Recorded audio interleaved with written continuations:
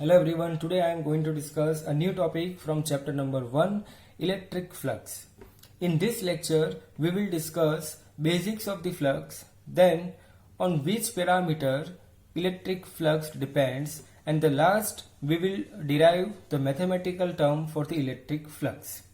So let us start electric flux. What do you mean by flux? Flux means a quantity and electric flux means number of field lines passing through any cross section area.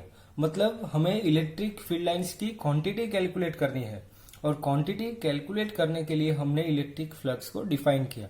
अब वो electric field lines कौन से cross section area से पास होगी, तो जो भी cross section area हमने कंसीडर किया उस क्रॉस सेक्शन एरिया से कितनी फील्ड लाइंस पास होती है वो हम कैलकुलेट करना चाहते हैं. तो इसलिए हमने इलेक्ट्रिक फ्लक्स को डिफाइन किया. फॉर एग्जाम्पल हमारे पास एक क्रॉस सेक्शन दिया है यहाँ पे, इस क्रॉस सेक्शन से कितनी फील्ड लाइंस पास होगी, तो हमारे पास ये यूनिफॉर्म इलेक्ट्रिक फील्ड है. अब इस वाले क्रॉस सेक्शन से कितनी फील्ड लाइंस पास होगी ये हमें कैलकुलेट करना है. तो इसीलिए हमने इलेक्ट्रिक फ्लक्स एक फिजिकल क्वांटिटी को डिफाइन किया जो हमें एक क्वांटिटी कैलकुलेट करने में हेल्पफुल रहेगी. तो जहां पे ये नंबर कैलकुलेट करने में यूजफुल है तो इसीलिए ये क्वांटिटी स्केलर क्वांटिटी है, बिकॉज हमें सिर्फ number of field lines calculate करना है. तो नंबर को कैलकुलेट करने के लिए हमें कोई डायरेक्शन की रिक्वायरमेंट नहीं है, तो इसीलिए first point electric flux scalar quantity है. अब ये क्रॉस सेक्शन एरिया से कितनी फील्ड लाइंस पास होगी वो कौन से पैरामीटर पे डिपेंड करेगी.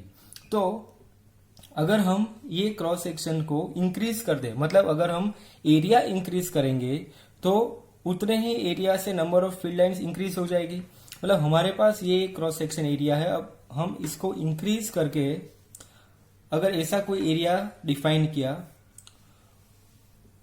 तो आप यहाँ पे ऑब्जर्व करोगे कि पहले इतने एरिया में सपोज 5 लाइंस पास होती है, तो अभी इतने क्रॉस सेक्शन एरिया से 100 फील्ड लाइंस पास हो रही है. तो जितना एरिया इंक्रीज होगा उतना ही फ्लक्स, मतलब उतनी ही इलेक्ट्रिक फील्ड लाइंस इंक्रीज होगी. तो फ्लक्स का डायरेक्टली रिलेशन किसके साथ आ गया, क्रॉस सेक्शन एरिया से. तो flux is directly proportional to S, cross section area. Second thing, इस एरिया से जितनी भी फील्ड लाइंस पास हो रही है उसकी कोई स्ट्रेंथ होगी, इलेक्ट्रिक फील्ड स्ट्रेंथ. अगर ये स्ट्रेंथ हमने इंक्रीज कर दी तो यहाँ इस एरिया से इलेक्ट्रिक फील्ड लाइंस भी उस टाइम में ज्यादा पास होगी. मतलब फॉर एग्जांपल हमने टी टाइम के लिए कैलकुलेट किया जब इसकी इलेक्ट्रिक फील्ड की स्ट्रेंथ थी ई, तब टी टाइम में इस एरिया से 100 फील्ड लाइंस पास हुई. अब उसी टाइम में अगर मैं स्ट्रेंथ इंक्रीज कर दूं तो उसी टाइम टी के लिए इस क्रॉस सेक्शन एरिया से 150 लाइंस पास होगी. तो इलेक्ट्रिक फ्लक्स का दूसरा डायरेक्ट रिलेशन आ गया इलेक्ट्रिक फील्ड की स्ट्रेंथ. जितनी स्ट्रेंथ इंक्रीज होगी उतने ही फ्लक्स भी, उतने ही नंबर ऑफ फील्ड लाइंस भी इंक्रीज होगी. तो flux is directly proportional to electric field strength. तो ये दो क्वांटिटी हमने, पैरामीटर्स जो हमने देखे फ्लक्स के लिए. अब सेकेंड सबसे इंपॉर्टेंट जो पैरामीटर रहेगा वो एंगल. अगर हमने ये क्रॉस सेक्शन को डिफाइन किया है तो किसी भी क्रॉस सेक्शन का एरिया वेक्टर कैसे डिफाइन कर सकते हैं हम लोग, तो कोई भी क्रॉस सेक्शन, कोई भी सरफेस के लिए उसका एरिया वेक्टर सरफेस से परपेंडिकुलर दिखाते हैं. अगर हम लोग ये पूरा एरिया इंडिकेट करेंगे तो इस एरिया के लिए इसका एरिया वेक्टर होगा परपेंडिकुलर, या तो फॉरवर्ड डायरेक्शन में या तो फिर बैकवर्ड डायरेक्शन में. तो एरिया वेक्टर ऑलवेज सरफेस से परपेंडिकुलर हम लोग डिफाइन करते हैं. तो इस वाले क्रॉस सेक्शन के लिए हमने एरिया वेक्टर दिखाया है एस. अब इलेक्ट्रिक फील्ड लाइंस की डायरेक्शन तो +2 माइनस. तो अभी इस डायग्राम के लिए इलेक्ट्रिक फील्ड इस डायरेक्शन में है +2 माइनस. तो जिस डायरेक्शन में इलेक्ट्रिक फील्ड लाइंस है, इलेक्ट्रिक फील्ड है, उसी डायरेक्शन में एरिया वेक्टर भी है. तभी यह पॉसिबल होगा कि मैक्सिमम फील्ड लाइंस यहां से पास होगी. अगर हमने एक एरिया ऐसा लिया है जिसका एरिया वेक्टर हमने एस को डिफाइन किया है, अगर मैं इस इलेक्ट्रिक फील्ड की डायरेक्शन चेंज कर लूं अब 90 डिग्री में, अगर ये इलेक्ट्रिक फील्ड मैंने ऐसे कैलकुलेट कर ली और स्ट्रेंथ हमने इस डायरेक्शन में डिफाइन की, तो एरिया से इलेक्ट्रिक फील्ड पास ही नहीं होगा. तो अगर हम 2 डायमेंशनल के लिए स्टडी करेंगे, अगर हमारे पास सपोज हमारे पास एक एरिया, हमने एक सरफेस को कंसिडर किया, इस वाली सरफेस में, मतलब यहां से हमें इलेक्ट्रिक फील्ड लाइंस मिलेगी। तो ये पूरा हमने एक सरफेस मान लिया। इस सरफेस के लिए उसका एरिया वेक्टर हमने परपेंडिकुलर डिफाइन किया। अगर हमारे पास electric field downwards to upward, मतलब +2 माइनस, मतलब अपवर्ड डायरेक्शन में होगी, तो इलेक्ट्रिक फील्ड ये डायरेक्शन में, एरिया वेक्टर भी सेम डायरेक्शन में, तो इस वाले एरिया से मैक्सिमम फील्ड लाइंस पास होगी। मतलब इलेक्ट्रिक फील्ड और एरिया वेक्टर अगर पैरेलल हो जाए, मतलब 0 डिग्री या फिर 180 डिग्री, तो हमें मैक्सिमम फ्लक्स मिल सकता है। तो इस डायरेक्शन में हमें मैक्सिमम फ्लक्स मिलेगा।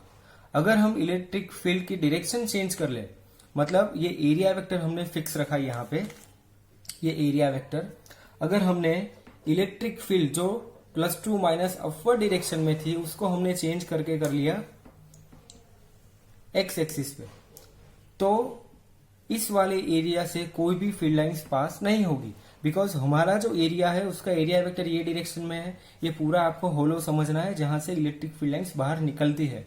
तो निकलने का रास्ता तो हमारे पास अपवर्ड ही है, अपवर्ड या डाउनवर्ड जा सकती है फील्ड लाइंस। अगर हमें इलेक्ट्रिक फील्ड की डायरेक्शन ही चेंज कर दी हमने, तो इलेक्ट्रिक फील्ड सिर्फ इसी डायरेक्शन में ट्रैवल करेगी, तो इस वाले एरिया से एक भी फील्ड लाइंस पास नहीं होगी।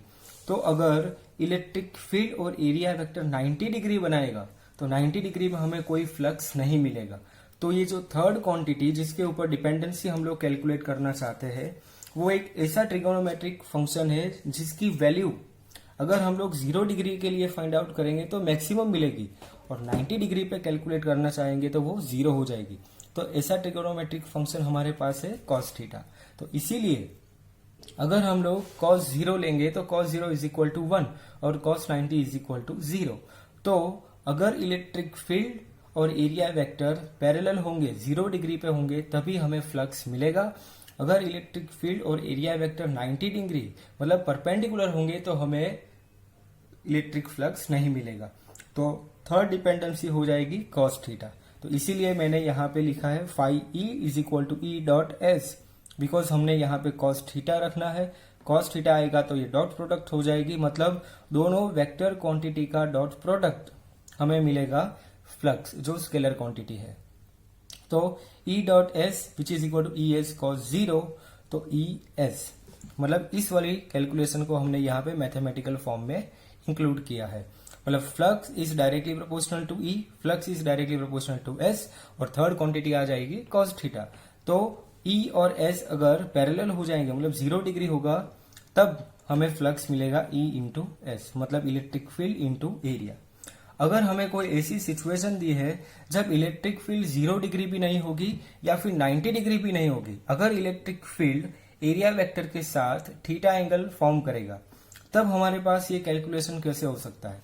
तो हमने क्रॉस सेक्शन को ही चेंज कर दिया, मतलब हमने इलेक्ट्रिक फील्ड सेम डायरेक्शन में रखी, मतलब along the x axis, but इसका एरिया वेक्टर जो परपेंडिकुलर बनाया वो एरिया वेक्टर हो जाएगा एस, जो इलेक्ट्रिक फील्ड और एक्स एक्सिस के साथ थीटा एंगल फॉर्म करेगा। तब अगर हमें फ्लक्स कैलकुलेट करना होगा तो एरिया वेक्टर का दो component cos theta and sin theta हम लोग फॉर्म करेंगे। तो ये हो जाएगा S cos theta which is parallel to electric field, और ये कंपोनेंट हो जाएगा S sin theta which is perpendicular to electric field. तो हमें रीजन पता है, अभी जो कंपोनेंट इलेक्ट्रिक फील्ड से पैरेलल होगा उसी डायरेक्शन में हमें फ्लक्स मिल सकता है। तो इसीलिए हम लोग एस cos थीटा वाला कंपोनेंट कंसीडर करेंगे। तो एस sin थीटा वाला कंपोनेंट जो मीनिंगलेस है, जो यूजफुल नहीं है हमारे फ्लक्स के कैलकुलेशन में, तो इस वाले कंपोनेंट को हम लोग कंसीडर नहीं करेंगे। So phi E is equal to E S cos theta which is equal to E dot S. तो इस कंसेप्ट से आपको समझना है कि फ्लक्स 3 क्वांटिटी पे डिपेंड करेगा। एक तो इलेक्ट्रिक फील्ड स्ट्रेंथ, सेकेंड हो जाएगा एरिया वेक्टर, और third electric field and area vector के बीच का एंगल थीटा, और उसमें भी हम लोग यूज करेंगे function cos theta.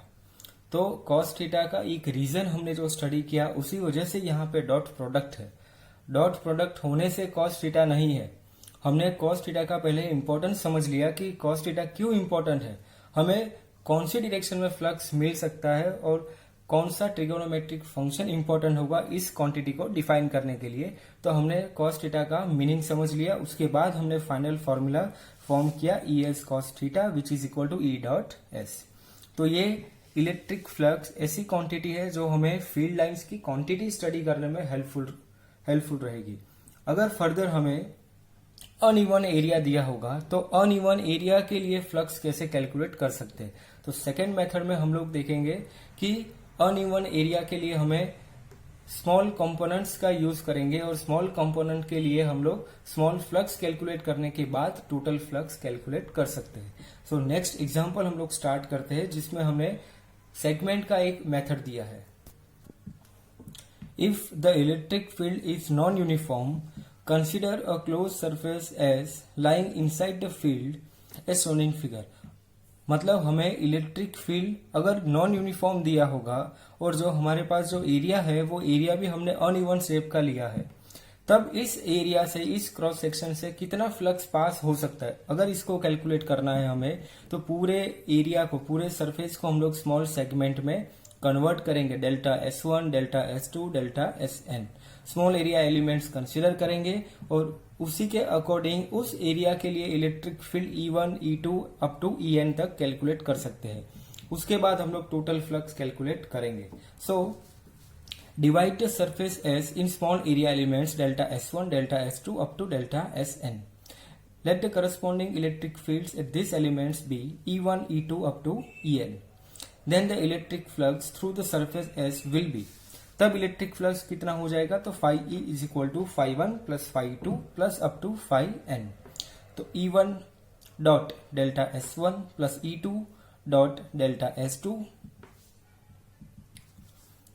Plus up to En dot delta Sn। तो फाइनल फॉर्म हो जाएगा phi E is equal to summation I is equal to 1 to n EI dot delta SI। अब अकॉर्डिंग टू हम लोग theta calculate करने के बाद final flux calculate कर पाएंगे। तो आज का जो ये टॉपिक हमने फ्लक्स स्टडी किया उसका मेन इंपॉर्टेंस रहेगा कोई क्रॉस सेक्शन एरिया से कितनी फील्ड लाइन पास हो सकती है। तो ये जो हमने कंसेप्ट देखा वो आपके न्यूमेरिकल के लिए सबसे इम्पोर्टेंट है। आपको इसमें से MCQ में या फिर बोर्ड एग्जाम में फ्लक्स को डिफाइन करना या फिर फ्लक्स का डायमेंशनल फॉर्मूला और यूनिट पूछा जा सकता है। ओवरऑल थियरी बोर्ड एग्जाम के लिए इम्पोर्टेंट नहीं है, बट न्यूमेरिकल के लिए सबसे इम्पोर्टेंट कंसेप्ट है। तो कंसेप्चुअली आपको ये थियरी रेडी करनी है, प्रिपेयर करनी है और उसके बाद हम लोग इसके एग्जाम्पल स्टार्ट करेंगे। तब आपको एग्जैक्टली आइडिया आएगा कि हम लोग फ्लक्स कौन से एरिया के लिए कैसी कंडीशन में कैलकुलेट कर पाएंगे और फर्दर इसी टॉपिक का हम लोग यूज करेंगे गॉस थ्योरम में, जो चैप्टर का लास्ट टॉपिक होगा। अब when the numbers of area elements becomes infinity large, मतलब हमारे पास इन्फिनिटली लार्ज स्मॉल एलिमेंट्स होंगे, delta S1, delta S2 up to delta Sn infinite area होंगे, मतलब n tends to infinity and delta S tends to 0, मतलब इतने small area हमने consider किए। Then the above equation can be written in terms of surface integral taken over close surface. तब उस condition में हम लोग इंटीग्रेशन यूज करेंगे। तो अल्टीमेटली हमने कैलकुलस मेथड भी यहाँ पे यूज किया। सबसे पहले स्मॉल सेगमेंट में कन्वर्ट किया, स्मॉल सेगमेंट के लिए सीरीज फॉर्मेशन किया। ये हमारी एक लिमिटेशन आ जाएगी अगर हमारे पास ऐसे फाइनाइट वैल्यूज होंगे। अगर हमारे पास इनफाइनाइट वैल्यू मिली, मतलब हमारे पास जो सरफेस इंटीग्रल यूज करना चाहते हैं हम लोग, तो हमारे पास ये कंडीशन होनी चाहिए कि हमारे एरिया एलिमेंट्स इनफाइनाइट हो जाए, मतलब हमने इतने स्मॉल सेगमेंट्स कंसिडर किए, तब ये सीरीज फॉर्मेशन यूजफुल नहीं होगा। तब इसी कैलकुलेशन को हम लोग इंटीग्रेशन वाली मेथड से सॉल्व करेंगे। तो phi E is equal to n tends to infinity limit summation I is equal to 1 to n EI dot delta SI। तो इस वाली कंडीशन में अगर n टेंड्स टू इन्फिनिटी लिखा हमने तो ये पूरा कन्वर्ट हो जाएगा इंटीग्रेशन में। phi E is equal to, ये माइनस नहीं है, phi E is equal to close integral E dot ds। अब ये क्लोज इंटीग्रल का मीनिंग क्या होगा, जो एरिया हमने कंसीडर किया इस एरिया के लिए ही हमने इंटीग्रेशन किया है, तो ये पूरा एरिया क्लोज एरिया है। तो जितना भी फ्लक्स, जितने भी इलेक्ट्रिक फील्ड लाइंस कैलकुलेट करना चाहते हैं वो सिर्फ इस क्लोज सरफेस के लिए ही एलिजिबल हो। तो हमने इसलिए क्लोज इंटीग्रल यूज किया कि जितने एरिया को हमने कंसिडर किया है सिर्फ उतने ही एरिया से जितनी फील्ड लाइंस पास होगी उसको कैलकुलेट करने के लिए हमने ये इंटीग्रेशन को एक लिमिट के साथ रख लिया कि ये पूरा क्लोज सरफेस के लिए ही इंटीग्रेशन होगा। तो ये हमारा फाइनल फॉर्मूला होगा phi E is equal to close integral E dot D S. तो ये एक फॉर्मूला आपको याद रखना है न्यूमेरिकल्स के लिए। अब हम लोग बात करेंगे एसआई यूनिट की। तो एसआई यूनिट इसका हो जाएगा ई डॉट डेल्टा एस। ई मतलब इलेक्ट्रिक फील्ड और डेल्टा एस मतलब एरिया। एरिया के लिए मीटर स्क्वायर और इलेक्ट्रिक फील्ड के लिए न्यूटन पर कूलम। और न्यूटन पर कूलम को हम लोग लिख सकते हैं वोल्ट और मीटर स्क्वायर का metre square as it is. तो दो यूनिट हो जाएंगे न्यूटन मीटर स्क्वायर पर कूलम और volt metre square. Dimensional formula हमने कैलकुलेट किया तो m1 L3 T minus 3 A minus 1। ये डायमेंशनल फॉर्मूला हो जाएगा इलेक्ट्रिक फ्लक्स के लिए। सो इस लेक्चर में जो ये हमने टॉपिक जो हमने स्टडी किया उस टॉपिक के अंदर सबसे पहले हमने डिपेंडेंसी फाइंड आउट की, पैरामीटर्स फाइंड आउट किए जिसके ऊपर फ्लक्स डिपेंड करता है। उसके बाद हमने एक थीटा एंगल के लिए भी कैलकुलेशन दिखा के ई एस कॉस थीटा मतलब कॉस थीटा का इंपॉर्टेंस स्टडी किया, उसका सिग्निफिकेंस स्टडी किया।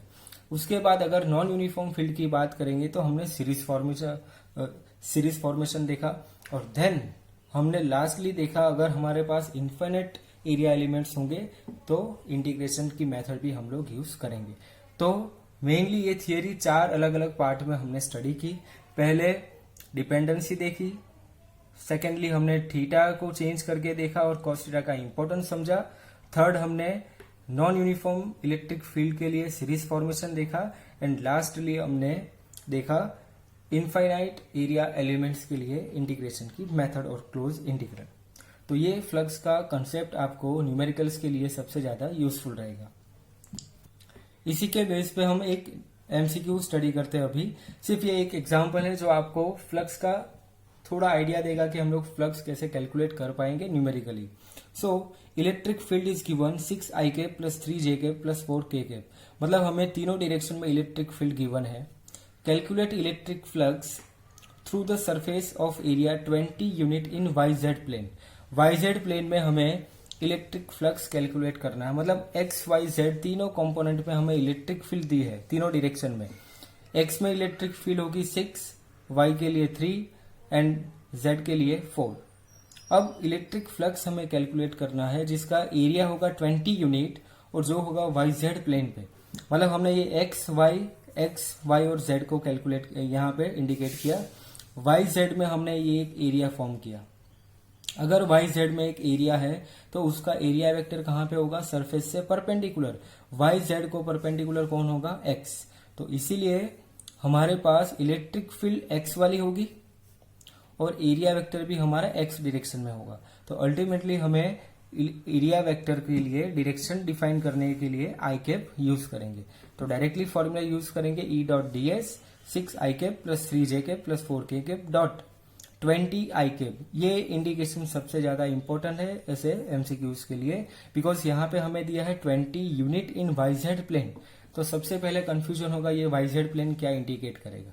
तो आपको X Y Z coordinate system form करनी है।